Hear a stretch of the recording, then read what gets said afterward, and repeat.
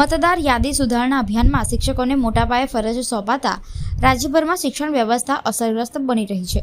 વડોદરા શહેરમાં પણ આ સ્થિતિ ગંભીર સ્વરૂપ ધારણ કરી રહી છે, જ્યાં શિક્ષકો BLO તરીકે નિયુક્ત થતા દૈનિક શિક્ષણ કાર્ય પર સીધી અસર પડી રહી છે।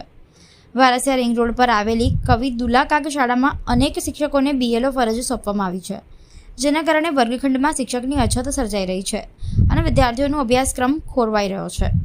શાળાની શિક્ષિકા સુરેખાબેન રાઠવાએ પોતાની વ્યથા વ્યક્ત કરતા જણાવ્યું કે મને BLOની કામગીરી સોંપાઈ હોવાથી બાળકોના ભણતરમાં સીધી અસર પડી રહી છે। બાળકો પૂછે છે, મેડમ તમે ભણાવવા કેમ આવતા નથી, પરંતુ અમારે ફરજિયાત રીતે SIR કાર્યમાં જવું પડે છે।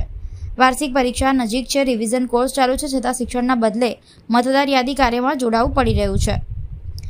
શાળાના પ્રિન્સિપાલ જીગરભાઈ ઠક્કરે પણ સ્થિતિને ગંભીર ગણાવી જણાવ્યું કે વડોદરા શહેર અને જિલ્લામાં અંદાજે 2700 શિક્ષકો SIR કામગીરીમાં જોડાઈ ગયા છે, જેના કારણે 1 લાખથી વધુ વિદ્યાર્થીઓના અભ્યાસક્રમ સામે પ્રશ્નચિહ્ન ઊભું થયું છે।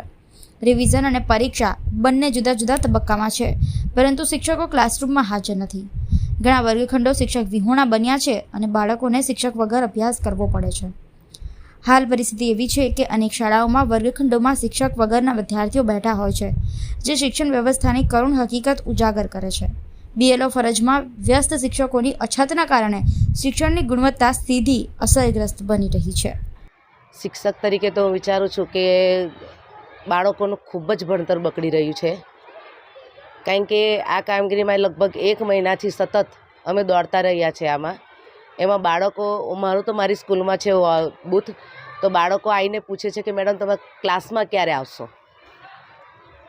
તમે અમને ભણાવશો ક્યારે?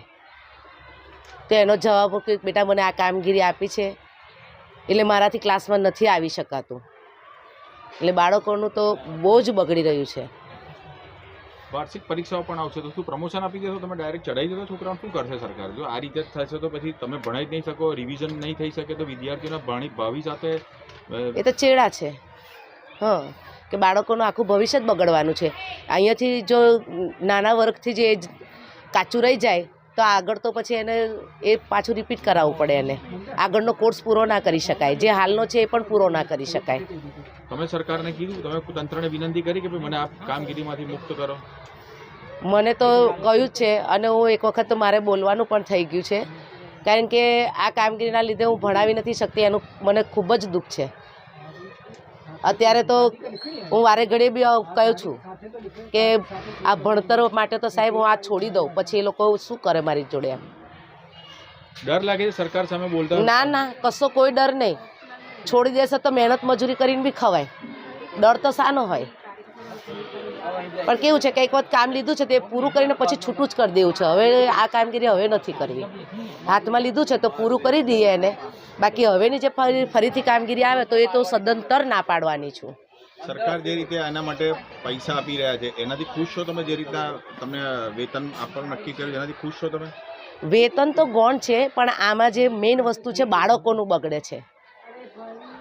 વેતન તો અમને આપે છે સરકાર તરફથી, અમારે પગાર મળે છે, પણ જે મેઇન છે કે મારા બાળકોનું ભવિષ્ય બગડી રહ્યું છે। અત્યારે મારા ક્લાસના 41 બાળકો છે, એનું તો ભવિષ્ય બગડી રહ્યું છે ને। શું નામ તમારું? સુરેખાબેન રાઠવા। છેલ્લા 20 દિવસથી ગવર્મેન્ટ સ્કૂલના ટીચર્સ અને અન્ય કર્મચારીઓ આ કામગીરી કરી રહ્યા છે। અન્ય કર્મચારીઓએ અન્ય વિભાગ સાથે સંકળાયેલા છે, એટલે એમને જનરલી પેપર વર્ક વધારે હોય છે, જ્યારે શિક્ષક એ બાળકો સાથે કામ કરતા હોય છે અને એની સીધી અસર એના શિક્ષણ ઉપર પડતી હોય છે।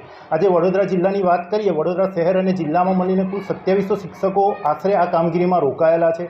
હવે એમના વર્ગખંડોનું શિક્ષણ કાર્ય વૈકલ્પિક વ્યવસ્થા સમિતિ કક્ષાએ અને એની થતી હોય છે, પણ આપ જાણો છો એ રીતે કે વિષય શિક્ષક, આજે કોઈ ગણિત વિજ્ઞાન શિક્ષક છે એ BLOની કામગીરીમાં રોકાયેલો હોય તો અન્ય શિક્ષક ગણિત વિજ્ઞાન કેમનો ભણાવી શકશે? ભાષા શિક્ષક હશે તો ભાષા શિક્ષક આ કામગીરીમાં રોકાયેલો હશે તો અન્ય શિક્ષક આ કામગીરીમાં કેવી રીતે ભણાવી શકશે? બાળકોનું શિક્ષણ કાર્ય ઉપર આની ખૂબ જ અસર પડી રહી છે।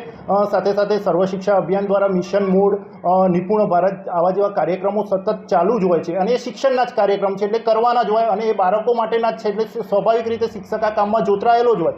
પણ ક્યાંક ના ક્યાંક BLOને જે વધારે પડતો સ્ટ્રેસ આપવામાં આવી રહ્યો છે અને જે કામગીરી સોંપવામાં આવી રહી છે એના પરિણામે અત્યારે શિક્ષણ કાર્ય ઉપર એની ખૂબ જ અસર પડી રહી છે અને બાળકોના વર્ગખંડ અત્યારે ખાલી છે એવી હાલની પરિસ્થિતિમાં જોવા મળી રહ્યું છે। સાહેબ, સૌથી મહત્વની વાત એ આવે છે કે આમાં શું વિદ્યાર્થીઓના ભણતર પર કેટલી અસર પડે? શું માસ પ્રમોશન અપાશે? આપ શું વિચારો છો? કારણ કે એક તરફ સરકાર ભણવા અને ભણાવવા માટે લાખ રૂપિયા ખર્ચી રહી છે, તો શું બોર્ડમાં કેવી રીતે કરશે? અને તમે બોર્ડમાં છેલ્લો મહિનો તમારા માટે પણ ક્રિટિકલ હોય છે, ઉપરાંત બધા જ માટે વાર્ષિક પરીક્ષાઓ માટે ક્રિટિકલ હોય છે, તો કેવી રીતે આખી સમગ્ર પ્રક્રિયાને પાર પાડશો? સ્વાભાવિક રીતે બોર્ડ જ્યારે આવતું હોય એટલે વાલીઓ અને સ્કૂલને પણ એની ચિંતા બાળકોની હોય કે બાળકોનો કોર્સ ક્યારે પૂરો થશે અને કોર્સ પૂરો થયા પછી રિવિઝનનો પૂરતો સમય મળશે કે નહીં મળે. પણ હાલની પરિસ્થિતિ જોતાં આ ખૂબ જ વિકટ દેખાઈ રહ્યું છે. આ કામગીરી કેટલો સમય ચાલશે એ પણ નિશ્ચિત નથી. એટલે શિક્ષકો ખૂબ જ આ કામગીરી બાબતે સ્ટ્રેસ અનુભવી રહ્યા છે. અને કહીએ ને કે આપના માધ્યમથી જ્યારે માનનીય વડાપ્રધાન શ્રી વિકસિત ભારતનું સ્વપ્ન જોતા હોય, આપણા મુખ્યમંત્રી શ્રી સંવેદનશીલ હોય અને શિક્ષણ વિભાગ પણ છેલ્લા ઘણા સમયથી સરકારી સ્કૂલો પ્રત્યે જે વાલીઓનો વિશ્વાસ વધ્યો છે એ વિશ્વાસને સાર્થક કરવા માટે હાલની પરિસ્થિતિ જોતાં શિક્ષક વર્ગખંડમાં હોય એ ખૂબ જ આવશ્યક છે. આપના માધ્યમથી હું વિનંતી કરવા માગું છું કે હવે શિક્ષકોને આ કામગીરીમાંથી મુક્તિ આપવામાં આવે અને એને એના વર્ગખંડનું કાર્ય કરવા દેવામાં આવે. સરકારનું શું ભણાવો તો બેટી પડશે કેવી રીતે જો બેટીની પાસે ભણવાનો શિક્ષક જ નથી? તો ચોક્કસ અત્યારની પરિસ્થિતિ જોતાં તો આ આપણને એવું લાગે જ છે કે બાળકોનું શિક્ષણ કાર્ય બગડી રહ્યું છે. એટલે જ કહી રહ્યા છે કે શિક્ષકો જો વર્ગખંડમાં હશે આ કામગીરીમાંથી શિક્ષકોને મુક્તિ આપવામાં આવશે.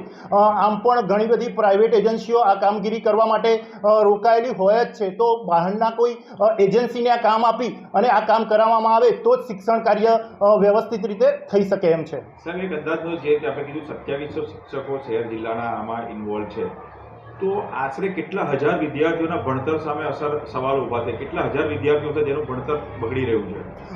એવું કહી શકાય કે વર્ગનું મહેકમ જોઈએ તો 35 કે 40 વિદ્યાર્થીઓ એક શિક્ષક હોય છે.